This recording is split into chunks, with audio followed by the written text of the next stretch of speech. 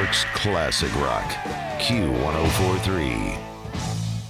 Welcome back. Jonathan Clark in the studio. I am surrounded by massive shredders. We're talking about the G3 2018 tour. We've got Joe Satriani. We've got John Petrucci from Dream Theater. We've got Phil Collen from Def Leppard and Delta Deep. Welcome, guys. Hey there. Thank you.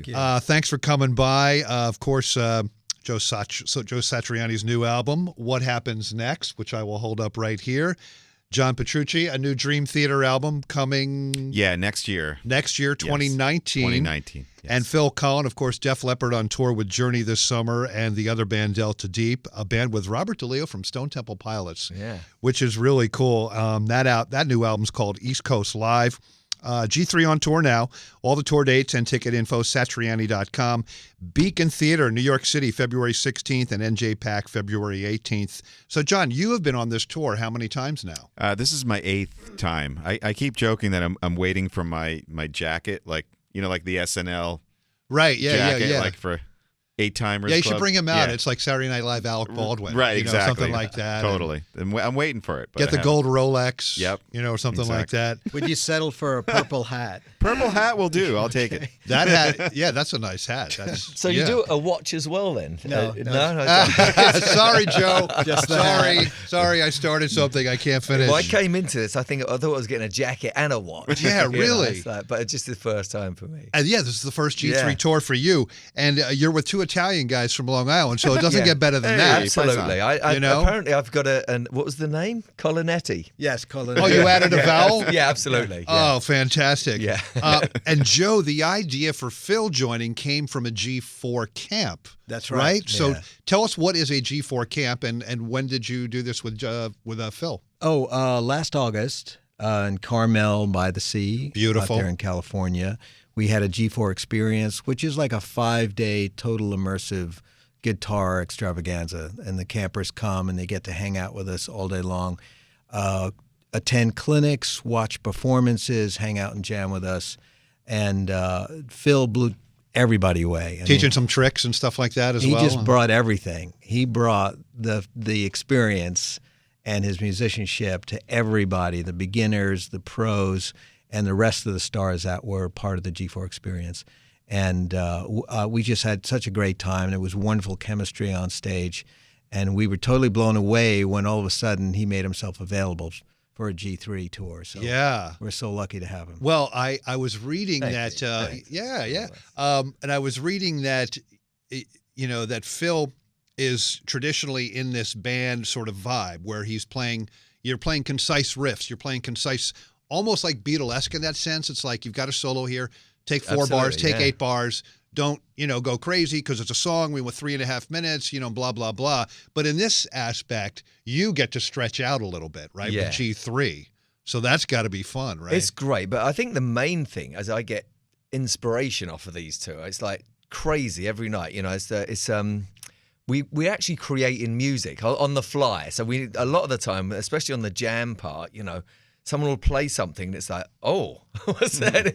And it just automatically triggers something. It's unbelievable, and that's the magic of it. That's the magic of being a musician is that discovery. So we're actually discovering and creating music on the fly, and it's total magic. Wonderful. And Joe, you also said something like when you first were sort of getting together, you heard Phil sing and you're like, oh my God, wait, is Def Leppard in the studio with me right now? It's really scary. Yeah, we heard him doing, I think you were doing Photograph at a sound check, and with Paul Gilbert, and he started singing, and you hear the guitar sound. And, it's so like your heart goes ga-gung, ga-gung, ga-gung, Yeah. Like, oh, wow, so he brings all that. Right. That's him, it's pretty awesome. Joe Satriani, Phil Collen, John Petrucci in the studio with us talking about the G3 2018 tour. It's coming to the Beacon Theater February 16th and NJ Pack February 18th. So with G3, there is one backing band, right, for all 3 of you. Is that how it works? Oh, no, it's 3 separate bands? Yeah. Oh, yeah, okay. we each have our own band. Ah, okay. Wow. Yeah, so you get the Delta Deep experience with Phil. You get the John Petrucci experience with John Petrucci, right, and his amazing band. And then we come out and we rock the house. We play stuff off the new record, and and the hits over the last 30 years. Yeah. I like to say that, the hits, even though there might not be any, but they're hits to me, man. They're hits to all of us. Yeah. And then these guys come out and they join us, and then we rock the house for on 3 songs. That's a lot of people on the road. Yes, it is. It's actually what makes it really a lot of fun, is that there's this traveling community of musicians who just are having such a great time, love sharing stories, musical experiences. I really look forward to that aspect of G3, not only being able to play with Joe and Phil and jam, but just being in that environment with all of these amazing musicians. It's like a traveling circus or like a mini festival kind of thing. Yeah. It's very cool. So Andrew here, who's holding the device for this Facebook Live that we are doing right now, and he has a band called 100,000, and he told me that half the guitars on his band's first album were recorded on a John Petrucci model guitar through a Joe Satriani amp, Music Man JP6, and a PVJ SX. All right. I like this guy. I knew I liked him the moment I saw him. He would have, your band would have came in handy. We were doing a trivia, name bands that start with a number. Oh, and that's right. You would have been like Andrew is going to hit you whatever. up right after this interview. Okay. So we all know that, like, when 3 guitar players get in a room, they want to kind of show off a little. I've been in a few bands, you plug in for the first time of the day or something like that, and you have this one riff, that you kind of always go to or something, where you're trying to maybe show off a little bit. Do you guys still do that? Is there still a thing where you immediately plug in, you see another like gunslinger across the stage and you're like, is there one riff that you guys always like bust out? Could be yours or it could be a cover. I don't know. Yeah, I don't know about that. I'm not sure if I do that. The thing with the G3 is that everybody gets to do their thing with their band in front of the audience before the jam starts. So we kind of exercise all those gunslinger demons. Yeah. And then by the time we get on stage, everyone's so relaxed. Yeah, true. Right. Yeah. And we're ready to do something new and that we didn't do last night or the week before. Yeah. Do you guys have a favorite guitar player joke? The guitar player jokes? I thought they were all drummer jokes. Okay. I have some guitar player jokes, but if you have one. No, I don't actually. No. Okay. I saw something funny at, it was actually a Berkeley video that somebody made, and it was things you'll never hear at Berkeley, and somebody handing a guitar to somebody else and saying, "You try." Oh, right. Okay, I researched a little bit. Here's one. 2 jazz guitarists meet in a bar and one says, "Yeah, man, I bought your last album. It was awesome." To which the other replies, "Oh, so that was you." Oh, man. Ouch. Oh, that hurts. Okay, Wow. And what do you call a guitarist who breaks up with his girlfriend? Homeless. You're right. Yeah, there you go. Yeah. Okay. A man asks the devil, "How much does it cost to be the greatest guitar player in the world?" The devil says, "Give me your soul." The man asks, "What can I get for $1?" Devil, greatest bass player in the world. Oh, my God. Poor These are all online. It was like one quick Google search. Right. But so you guys don't get competitive all. I mean, competitive in a good way, like in the big jam session at the end of the night? Yeah, we go out there, I think, with the express desire to see how we can push each other Totally. to some new place. But we're all, we're looking at each other. We're elbow to elbow. And after the show, we talk about it for a half hour because every night, if anything happened that someone didn't know how to do, we discuss like, well, this is how you do it. And wasn't that funny and wasn't that cool? So, we're definitely out there pushing each other. Absolutely.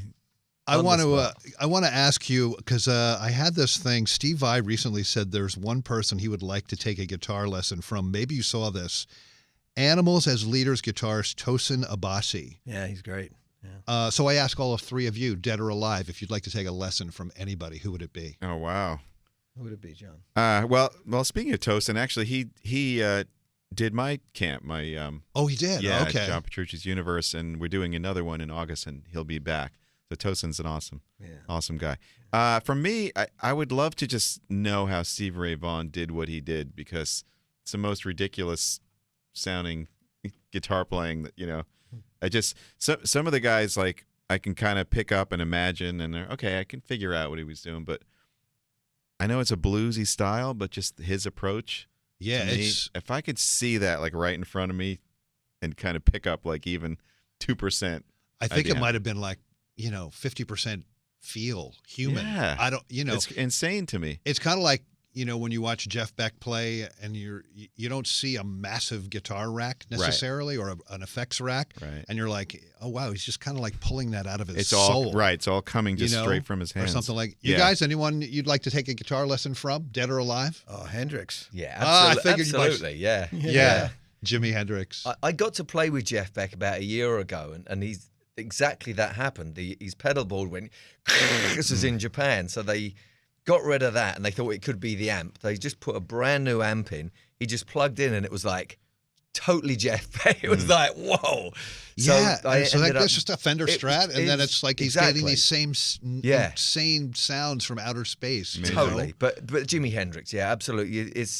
I actually think he was the first purest electric rock player. Everyone was doing stuff before that, but it was almost like he was being channeled. It was like this new thing, and just blending, funk, soul, blues, and the first extreme rock player. The fact I'd just like to see that being done. Yeah. Especially when he did it. It's still crazy. They just released, or they're about to release another sort of compilation of stuff we've never heard before, evidently. I just played it on my show. He covers Manish Boy. Wow. Yeah, Muddy Waters, but it's like a Hendrix version of it, obviously. It's crazy, but it's with Billy Cox and Buddy Miles before they called themselves Band of Gypsies. Wow. So check that out. Do you guys have a favorite song of each other's, from each other's catalog, while you're playing?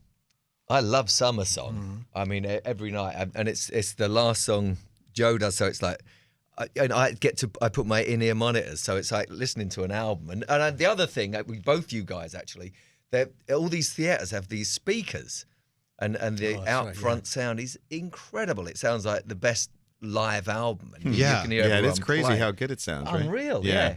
So every night, you actually, as a fan, you just hear this amazing guitar player. Yeah. And, just cool songs. And the sound. For me, it's your opening track, because Phil just comes out of the gate like a racehorse. Yeah. I don't know how you do it. He just steps on stage and he's like, and then for Joe, always, I can listen to that song every day, 10 times a day, and still love it. And it was my wife and I's our wedding song. And is that Summer Song too? No, Always With Me. Always. Okay. All right. Yeah. And Joe, what's your favorite of these guys? Well, the first track, that Phil comes out, you just have to hear it.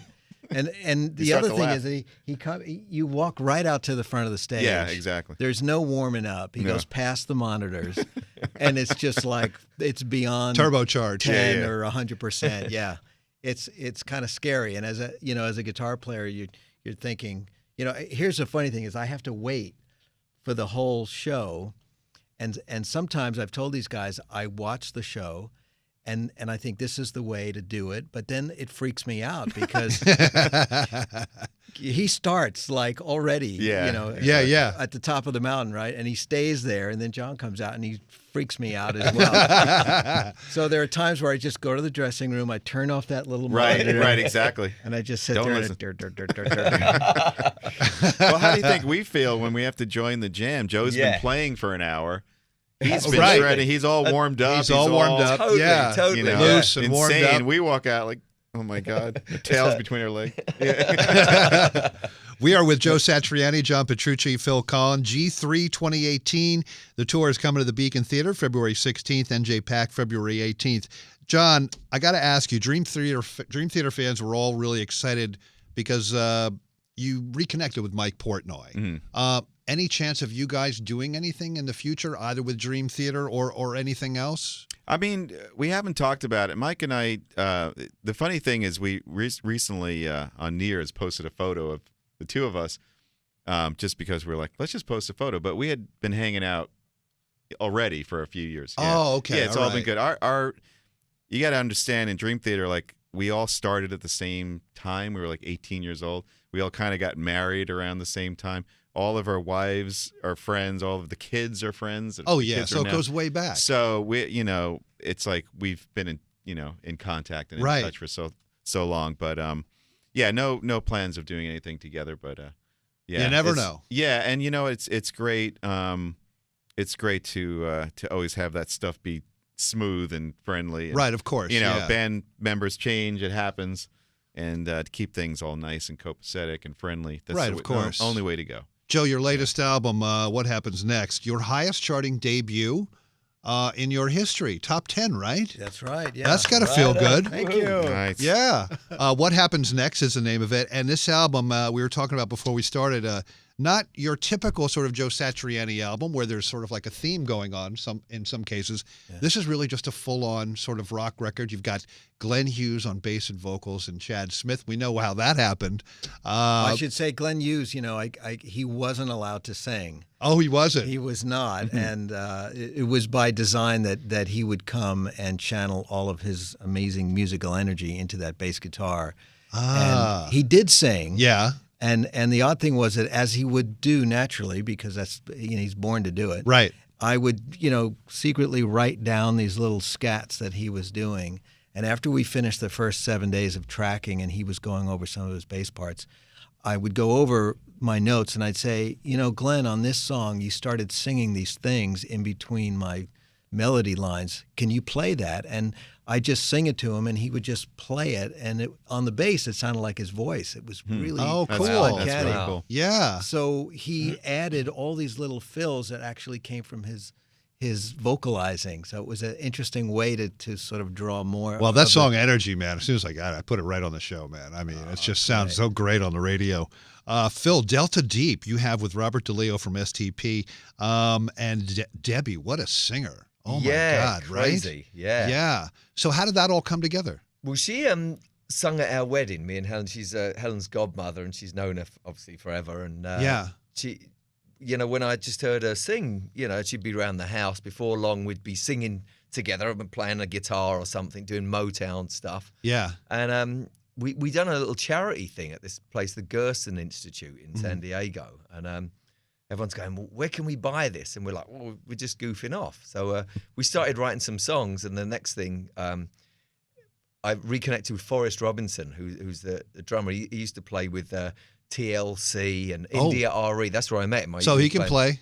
He can, but he was also with Joe Sample and the Crusaders. He actually replaced Steve Gadd on drums, which is pretty. That's not easy to do. But when I met him with India RE, he come and he's got all these dreads and everything. He said, I just want to be a double kick drum metal drummer. I'm like, what? Really? So, when we got the Delta Deep thing together, it was like, it was an extreme blues rock, and Debbie had gospel vocal, and I said, do you want to play drums on this? He said, oh my God, and it just kind of kicked in. Yeah. And then a friend of mine said, Robert DeLeo is a Motown disciple. He's James Jamerson. That's his thing. So. It just clicked straight away, really. Robert can't do this tour, so Craig Martini, who I met on the G4 thing, who's insane. He's actually funk and same kind of thing. And had played with Paul Gilbert. Doubling those lines that the Paul Gilbert lines on the bass. So he's been on this tour, and it's been just incredible, But that's how it kicked off. So Delta Deep, will they be at the Beacon? Will you be playing with Absolutely, them at the Beacon and then NJ Pack? Okay, great. And Def Leppard, we got to mention, on tour with Journey this summer, playing the Garden in June. Yeah. And the Prudential Center. I mean, I'm sure you've played the Garden before. Only once before. Only once before. Yeah. Okay. That's crazy. I can't believe that. Isn't that weird? Yeah, that is weird. Yeah. Wow. So that's really exciting as well. Did you play back in the day? Do any shows with Journey, like in the 80s? Or? Okay. Not in the 80s. We 2006 we toured with them, and that was incredible. Yeah. So I got to ask Joe and John, does Phil's workout and diet regimen ever inspire you to exercise more or anything like that? Are you kidding? Absolutely. I'm like, see Phil. I'm like, damn it. I'm just gonna have that cupcake, right? Actually, only one time in Vegas, we were in the gym at the same time. Yeah, and I was watching Phil's routine. You do definitely a very intense workout. Yeah. Very cool. But we're always talking about, and we talk about like how not to injure yourself as a guitar player, right? Which happens. Yeah, in the gym, how you have to be careful. And you totally have to be careful lifting weights. Oh my God, it's like a quarterback playing hoops in the summer. Yeah, you can't do that. No, you really have to be very, very careful. And my knuckle tore off the bone a couple of years ago. Ouch! I do kickboxing training, and I think it was just constant, hit left hooks. It kind of kind of started weakening it over the years and lifting too heavy. And I got in a ring once. I just put my hand down with a boxing glove and it just kind of squelched. And it was like, oh. And then I did this, and the tendon was going, man. And the finger was just brutal. clicking back. And then we went to do a tour, and me and Rick Allen were rehearsing in Paris. And I went, I can't play these songs. And it was like, oh, what are we going to do? So I limped through the tour, you know, and we had all these great guitar players opening up. There was Whitesnake Ron, so Red Beach was playing. And, he's a monster. Oh, yeah. Yeah. And then obviously John Norum with Europe, he was playing. So I was actually giving disclaimers, and Slash was out, and I said, if you hear anything strange, it's this. Look, it's like, So it was fairly strange, and then I had to have it stitched back on. So. Oh boy. So yes. So you got to be careful. Yeah.